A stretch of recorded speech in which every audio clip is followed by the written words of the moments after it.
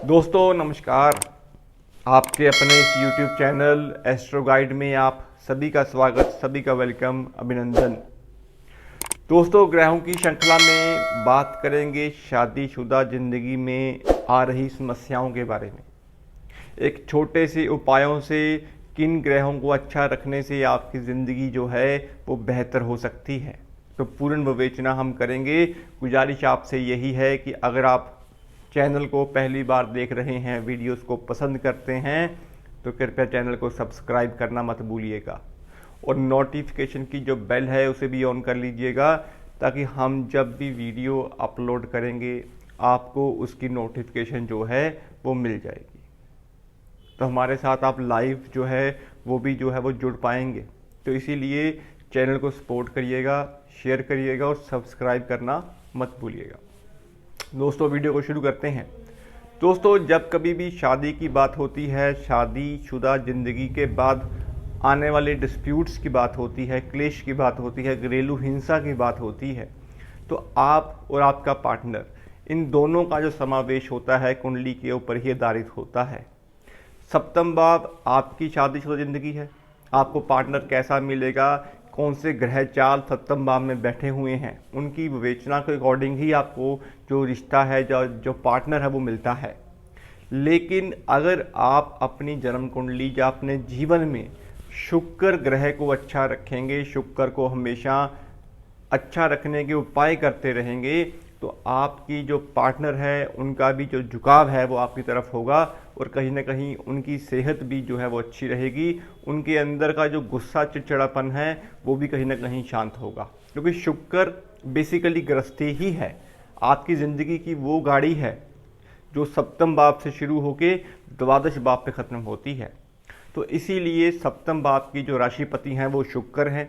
शुक्र को अच्छा रखिए, कुंडली में शुक्र को देखिए वो कौन से घर में बैठे हुए हैं, कौन से भाव में बैठे हुए हैं। कहीं आपके शुक्र नीच के तो नहीं, कहीं आपके शुक्र अष्टम में तो नहीं, कहीं आपके शुक्र लगन में तो नहीं, फोर्थ हाउस में तो नहीं। तो इन भावों के अकॉर्डिंग जो शुक्र के उपाय बनते हैं वो आपको करने चाहिए। दूसरी बात की कारक भाव जो होता है, जिस भाव की जो राशिपति शुक्र देव हैं उसी भाव के जो कारक हैं वो बुध बनते हैं। हम जब भी अपने पार्टनर से कोई बातचीत करते हैं, जब अपनी कोई बातों को उनको बताने की कोशिश करते हैं, तो कहीं ना कहीं वो बात, वो चीज़ें जो है वो बहस का रूप ले लेती हैं। वो बहस कहीं ना कहीं जो है वो डिस्प्यूट बन जाता है। तो इसीलिए कुंडली में जब कभी आपके बुध देव जो बुद्धि के दाता हैं, आपके मेंटल हेल्थ को जो दर्शाते हैं, वो अगर पीड़ित होंगे, बुध कहीं ना कहीं आपकी जन्म कुंडली में अगर द्वादश भाव में बैठे होंगे, अष्टम भाव में बैठे होंगे, 11वें भाव में बैठे होंगे, लगन में बैठे होंगे, तीसरे भाव में बैठे होंगे, तो इन कंडीशंस में कहीं ना कहीं बुध का समावेश आपकी ज़िंदगी में नुकसान दे सकता है। आपके घरेलू हिंसाएं जो हैं वो बढ़ सकती हैं, आप अपनी जुबान से अपने रिश्तों को ख़राब कर सकते हैं। तो इसीलिए कंट्रोल रखना, अपने मेंटल हेल्थ को अच्छा रखने के लिए बुध के उपाय जो हम बेसिकली साबुत मूंग जो होती है वो पक्षियों को डालते हैं, तो उसके आप रूटीन में करते रहिए। फिटकरी के पानी से कुल्ला करना भी बुध को कहीं ना कहीं अच्छा करता है। तो बुध को अच्छा रखना ही आपके सप्तम भाव के गृहस्थी को अच्छा रखने का एकमात्र उपाय है। तो बुध और शुक्र ये दोनों ग्रहों को कुंडली में ढूंढिएगा, ये दोनों ग्रह कुंडली में कहाँ बैठे हुए हैं, उनके उपाय प्रॉपर करते रहेंगे, सप्तम भाव आपका अच्छा होना शुरू हो जाएगा।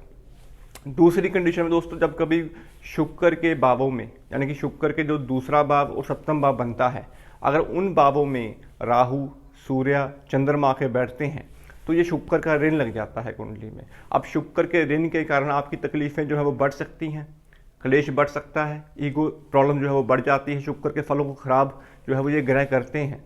तो शुक्र के ऋण से मुक्ति पाने के लिए आप 6-6 महीने बाद साल में 100 गौओं को एक ही दिन में हरा चारा जो है वो डालते रहें। अपनी पत्नी को साथ लेके जाएं, अपने पार्टनर को साथ लेके जाएं और उनके हाथों से डलवाएं, तो आप देखेंगे कि आपको चमत्कारी फल जो है वो देखने शुरू हो जाएंगे। अगर गुस्सा की प्रवृत्ति ज़्यादा है, कहीं ना कहीं ईगो प्रॉब्लम ज़्यादा बढ़ चुकी है, या आपके अंदर वो पेशेंस लेवल ख़त्म हो चुका है, गृहस्थी में वो सुख आराम नहीं मिल रहा है, तो आप एक आटे के पेड़े जो है वो बना लें, क्वांटिटी आप अपने अकॉर्डिंग रख लें और आटे के पेड़े में अगर आप गुड़ रख के काली गाय को खिलाएंगे तो उससे भी कहीं ना कहीं आपकी शुक्र की जो नेगेटिविटी है वो दूर होती है और प्यार और कहीं ना कहीं एक इमोशनल अटैचमेंट जो है वो बढ़ जाती है। तो ये उपाय भी शुक्र को बेहतर करने के उपाय हैं। बाकी साफ़ सफाई रखना, बेड के ऊपर बैठ के खाना नहीं खाना, ये शुक्र को अच्छा करता है। और सलीके से कपड़े पहनना, अच्छा खासा परफ्यूम लगाना, अपनी ज़िंदगी में शुक्र को जब आप बात करते हैं तो अपने कपड़े के सलीकों को हमेशा अच्छा रखें। और बुध की जब बात होती है तो अपनी जुबान, नाभि और कहीं ना कहीं अपने दिमाग को हमेशा आप अच्छा रखें। तो इस संदर्भ में आपके बुध शुक्र दोनों अच्छे होंगे। और जब कुंडली में बुध शुक्र अच्छे होते हैं तो सप्तम भाव के फल आपको अच्छे मिलने शुरू हो जाते हैं। दोस्तों, जब कभी कुंडली में इन दोनों ग्रहों के अलावा चंद्रमा पीड़ित होते हैं, अब चंद्रमा जब कुंडली में पीड़ित होते हैं तो मन का इंसान जो होता है, इंसान का जो मन होता है वो कहीं ना कहीं पीड़ित अवस्था में होता है। इंसान अपने मन की बात किसी को बता नहीं पाता। तो इस आइसोलेशन से बाहर निकलने के लिए आपको चंद्रमा को भी कहीं ना कहीं पॉजिटिव रखना जरूरी होता है। तो उस संदर्भ में आप अपने तन पे कहीं ना कहीं चांदी का जो समावेश है वो बढ़ा के रखें। चांदी को अपने शरीर पर धारण करें और मंदिर में कहीं ना कहीं चावल का दान या फिर शिवलिंग के ऊपर दूध अर्पण आप करते रहेंगे तो इससे चंद्रमा के फल भी आपको अच्छे मिलने शुरू हो जाएंगे। चंद्र के जो पापी ग्रहों के साथ युति बनती है, चाहे वो शनि हो, राहु हो, केतु हो, तो इस संदर्भ में आपको कहीं ना कहीं काले नीले रंग से परहेज रखना है। अपने बेडरूम के अंदर भी आपको हरा रंग जो है वो नहीं करना चाहिए। अप्रॉक्सीमेट आपको नीले रंग भी जो है वो नहीं करना चाहिए, क्योंकि 12वां भाव जो होता है वो आपके बेडरूम का भाव ही होता है। तो इसीलिए शुक्र वहाँ पे उच्च के होते हैं। तो अपने बेडरूम को हमेशा अच्छा रखें, सलीके से रखें, तो आपके शुक्र के फल भी आपको अच्छे मिलने शुरू हो जाते हैं। बाकी दोस्तों, कुंडली में आपके वर्षफल में आपके गोचर में कौन से ग्रह युति बना रहे हैं, कौन सा ग्रह कहाँ पे आ रहा है, उसके उपाय अलग से होते हैं। मोस्टली केसेस में जब कभी राहु और केतु का गोचर आपके सप्तम भाव से हो रहा होता है तो तब समस्याएं जो हैं वो ज़्यादा आती हैं। तो इसीलिए जब कभी कुंडली में शुक्र राहु की युति हो, शुक्र चंद्र की युति हो, तो इस कंडीशन में आपको जो पापी ग्रह हैं जो शुक्र को खराब कर रहे हैं उनके दान करने होते हैं, और जो ग्रह खराब हो रहा होता है उसको पावर देके अच्छा करना होता है। तो इसलिए आपकी ज़िंदगी में जो बेसिक प्रॉब्लम्स हैं वो सॉल्व हो जाती हैं।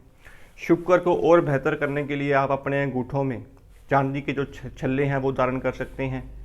गौ माता की सेवा एक मात्र ऐसा उपाय है जो शुक्र की सभी नेगेटिविटी को दूर करता है।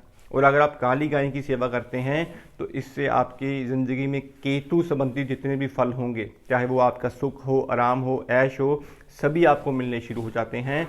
तो काली गाय की सेवा करना आपके शुक्र को भी बेहतर करता है। और शनि शुक्र के मेल से उच्च के केतु बनते हैं तो आपकी यात्राएं भी जो है वो सफल होती हैं। दोस्तों, ये एक ब्रीफ इंट्रोडक्शन वीडियो थी कि आपको आपकी ज़िंदगी में जो समस्याएं आ रही हैं तो उस संदर्भ में आपको 2 ग्रहों को पकड़ के चलना है, एक बुध और एक शुक्र। जब आप ये दोनों ग्रहों को पकड़ लेंगे, आपका सप्तम भाव जो खराब हो रहा है, किसी न कहीं ग्रहों से पीड़ित हो रहा है, वो आपका अच्छा होना शुरू हो जाएगा। तो दोस्तों, ऐसे ही और वीडियोस, ऐसे ही और टॉपिक्स आप लोगों के लिए लेके आते रहेंगे। गुजारिश आपसे यही है कि चैनल को फर्स्ट टाइम देख रहे हैं तो वीडियोस को पसंद कर रहे हैं तो सब्सक्राइब करना मत भूलिएगा, नोटिफिकेशन की बेल को भी ऑन कर लीजिएगा, तभी आप हमारे साथ लाइव जो है इसी माध्यम से जुड़ पाएंगे। आज के लिए दोस्तों इतना ही, मिलते हैं अगली वीडियो में किसी और टॉपिक के साथ। शुभ दिन।